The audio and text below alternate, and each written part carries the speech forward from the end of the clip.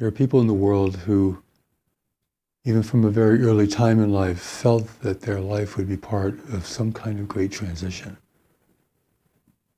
some kind of sea change in human civilization. Not a peaceful transition necessarily, but a great transition.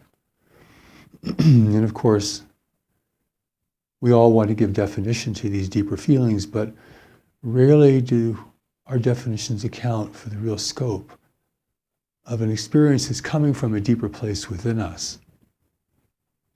This is not the result of an intellectual pursuit, as much as it is innate intelligence telling us something, orienting us in a certain direction in life if we can follow it. Sometime in fairly recent times, we crossed an invisible line where our emergence into a greater community of intelligent life would go into another stage, greater movement. Not by us, but by those around us in the universe who know of us. Greater forces.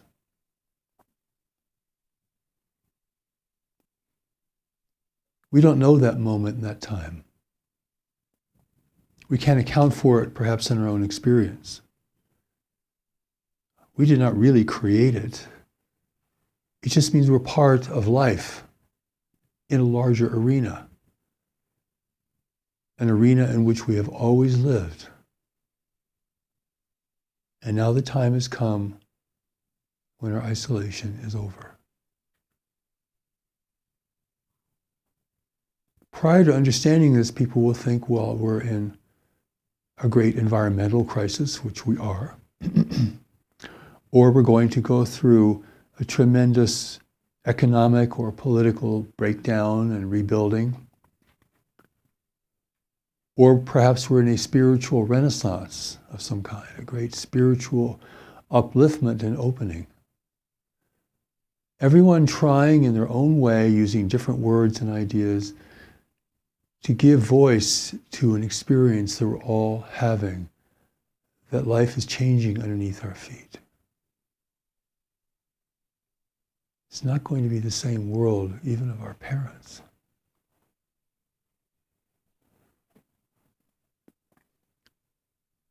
Many are hopeful, many are fearful. But somewhere in between, we need to take a position of clarity and objectivity, sobriety. Knowing the difference between reality and what we think or want or believe. Last evening I gave a definition of reality, a kind of practical, expedient definition. That reality is everything that is beyond our thoughts and beliefs. Happening. And we're either aware of it or we're not. Life is moving.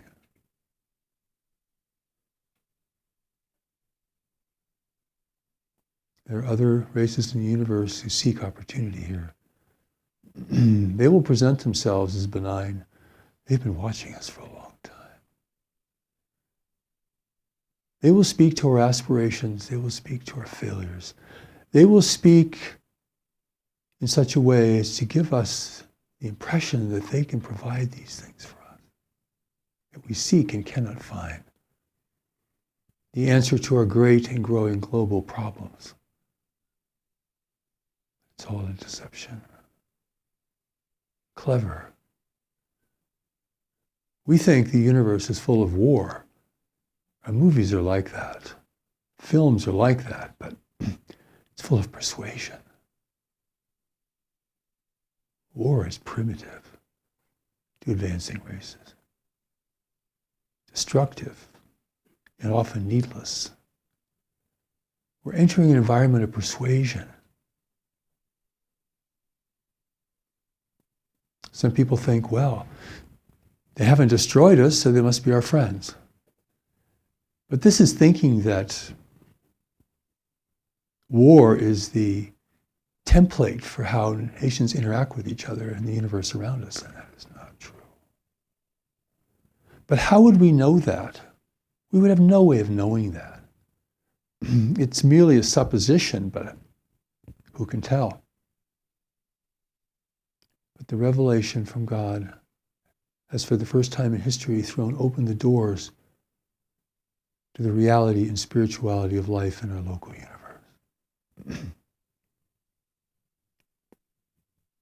Things we need to know, we must know, if we're to make any wise decisions regarding any visitation to our world or where we stand in the face of greater powers around us. What our advantages are, what our disadvantages are. The strengths of those who are coming here and their weaknesses and limitations. Things we could not know, still stuck on the surface of this one little world, in a great panorama of intelligent life. Only the Lord of the universe could give us this. But no race in the universe knows about every other race in the universe. There's so many things we assume to be true that aren't true. So many things we have never thought of that are true in this great revelation about life in the universe called the greater community. We're hopeful, but we're unprepared. We expect great things, but we're afraid that we'll meet others like us, only more powerful. We don't know where we stand. We don't know what to do. But life has brought us to this threshold, ready or not, willing or not, able or not. So a great calling is going out into the world now to bring this great revelation to people, and with it, the awareness of spirituality in the universe, the realities of life beyond our planet, and what we must do to understand and face these things. It so amazes me that people don't know how to regard visitation to our world. And the reason is they know nothing about life beyond our world. So we put a human face on things, a human expectation. We look out at the stars and all we see is ourselves, our own thoughts and beliefs. We don't see reality. And those who do see reality begin to have a much more sober feeling about the great transition that we are now in. And there's no going back. In life, there's really never going back. There's only going forward or falling by the wayside. We have to keep pace with the movement of life. That's a challenge, but it's a good challenge. It's a necessary challenge. Without that, people become complacent and weak, self-indulgent, corrupt by forces around them or forces within them. They become despondent. They cease to be creative. They cease to be aware. People decline. In comfort and security, people decline rapidly. Life gives us these things, but also great challenge. And now we have great challenge. And we know from our experience that the greatest demonstration of people's spirit and will is at times of calamity. People are called to service, to rescue others. Great, terrible event happens in some part of the world, and rescue crews are sent from nations everywhere. Money is sent, food is sent. This is where humanity shines. This is the front line of life, and it's also the front line of our spirituality. Otherwise, people retire to some kind of spiritual suburbia and only want to be happy and think of themselves. There's no life there. There's no inspiration there. So now life has brought us to this great threshold. How will we respond? People with a greater community history are sent into the world, people that I call greater community people, a greater community person, perhaps like you, to help support humanity through this tremendous challenge. And with this tremendous challenge, a tremendous upgrade to human power and unity in the world. For there's nothing that's going to unite humanity but some greater dilemma, challenge that threatens everyone everywhere. The rich have no benefit here. Everyone is in the same boat. No nation will prevail if intervention is successful. So, many people will run away and hide or deny this. They're waiting for Jesus to come back, or they're going to enlighten themselves in the pathway of Hinduism or Buddhism, or they're going to become politically engaged. They cannot face this greater thing. But you must. If this strikes you in ways you can hardly understand, then you're connected to this. Even the people who reject this are connected to this. But they want to deal with it on their terms, through their science or rationality, or their process of reasoning. But life is not about that. Human reason is magnificent in its areas of application. But beyond those areas, it is quite hopeless. You need a different kind of intelligence now. It's innate within you. And that is what our vigil is really about, is this deeper intelligence within you, which isn't there just to make you happy and comfortable, but to engage you in life in a way that really fulfills you, inspires you, gives you strength, gives you certainty, gets you out of self-degradation and self-conflict. Gets you out of a meandering, haphazard life and engages you where you really are meant to be engaged. You may pray for God to anything, any advantage, but God has put knowledge within you to guide you. You really cannot ask for more than that. It's enough if you can respond to this. So I think the world needs to have this greater community awareness, education, preparation, or the world could be overtaken without firing a shot. The powers of persuasion and manipulation.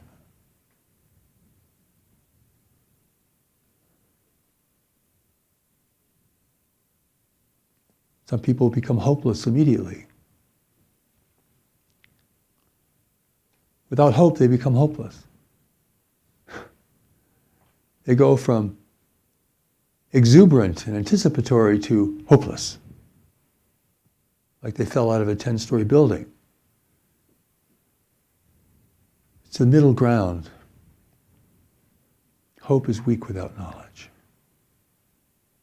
And hopelessness is defeat before the challenge even arrives. We cannot be defeated. This is not about capitulation. The intervention of the world seeks to weaken us. If we can't be seduced, it will weaken us. It will discourage us. Even though it's made up of pathetically small numbers of individuals, and it's a vast sea of humanity who doesn't realize the power that it has, strength that it has if it is united. Now it has a reason to unite beyond national advantage or the benefits of trade or anything that we can think of. It's the survival of human civilization. It's the survival of human freedom, sovereignty in this world. Big stakes, big.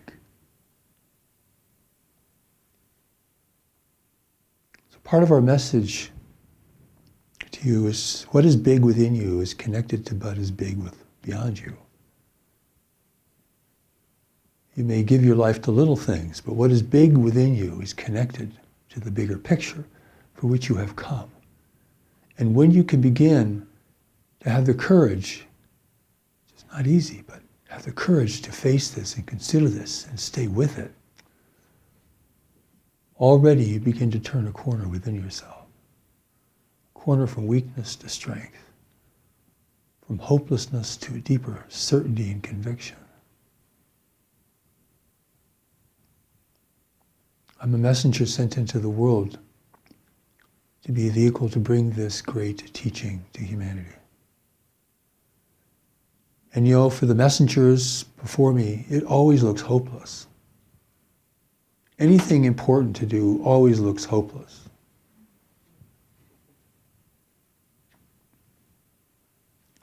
But our strength comes not from hope alone, but from a deeper conviction.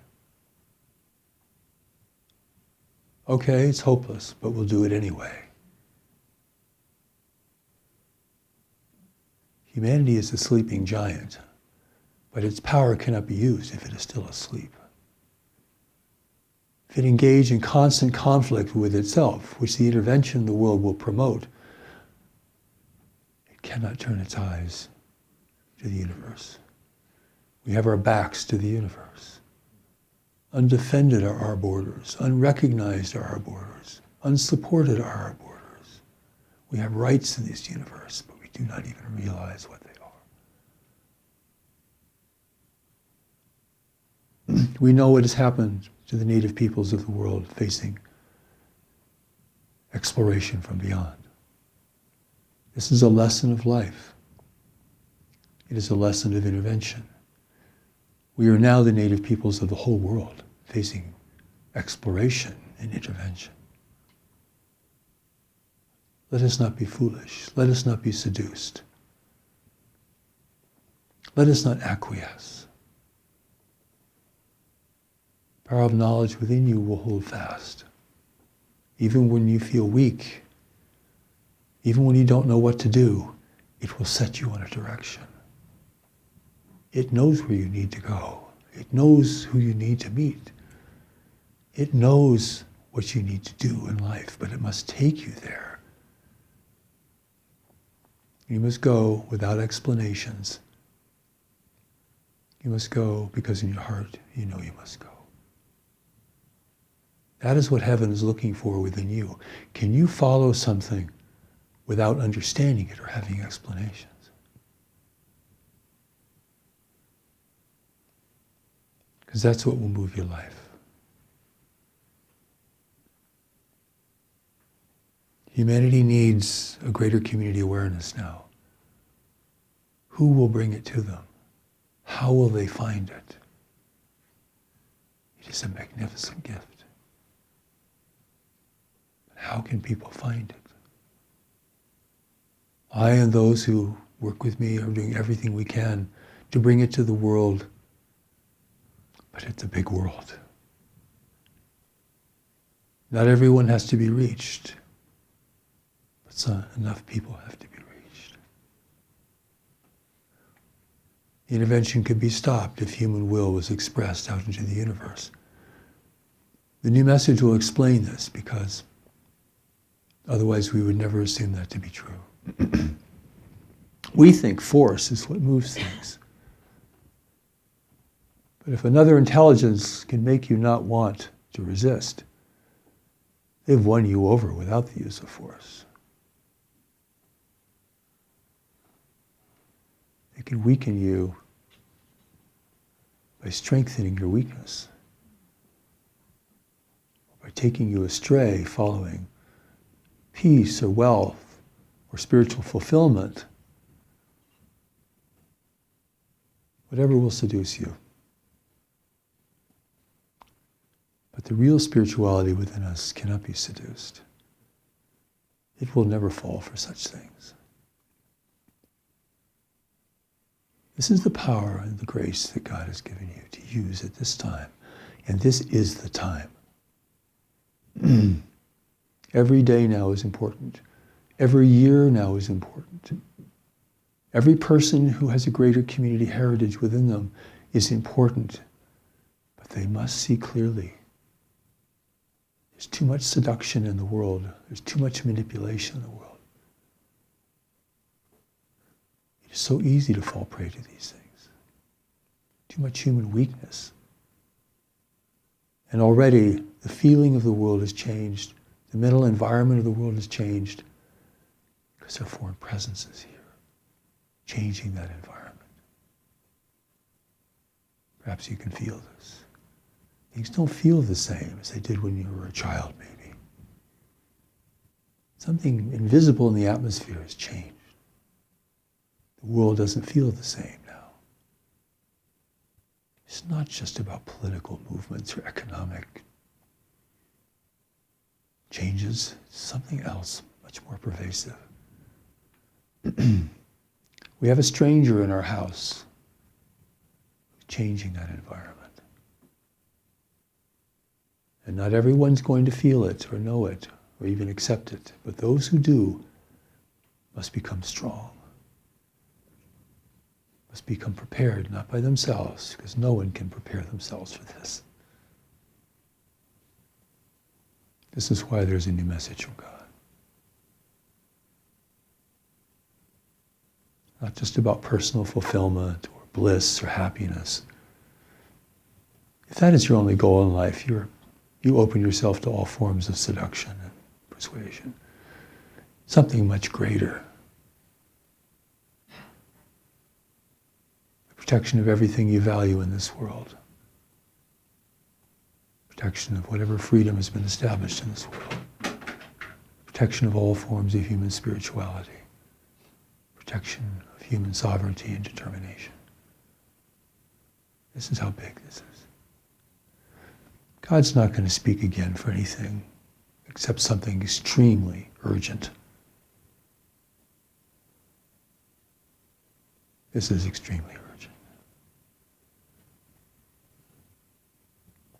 And necessity is upon us and within us. You can feel it.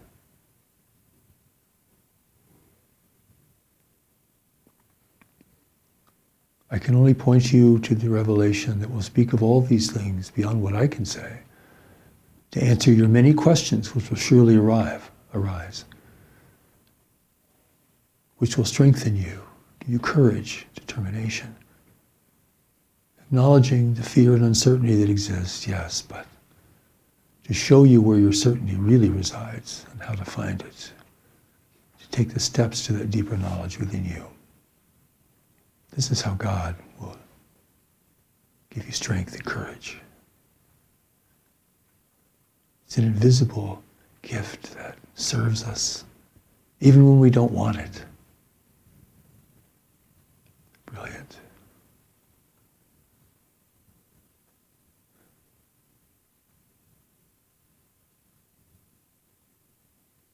Part of understanding who you are in the world today is part of a greater context within the world today.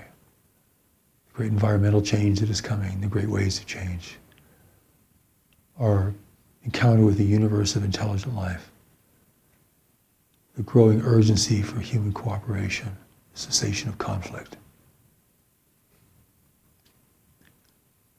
These are the big things, and they're all interrelated. Let yourself then be impacted by this. It is unsettling. You will not feel certain within it at the outset, but it is necessary.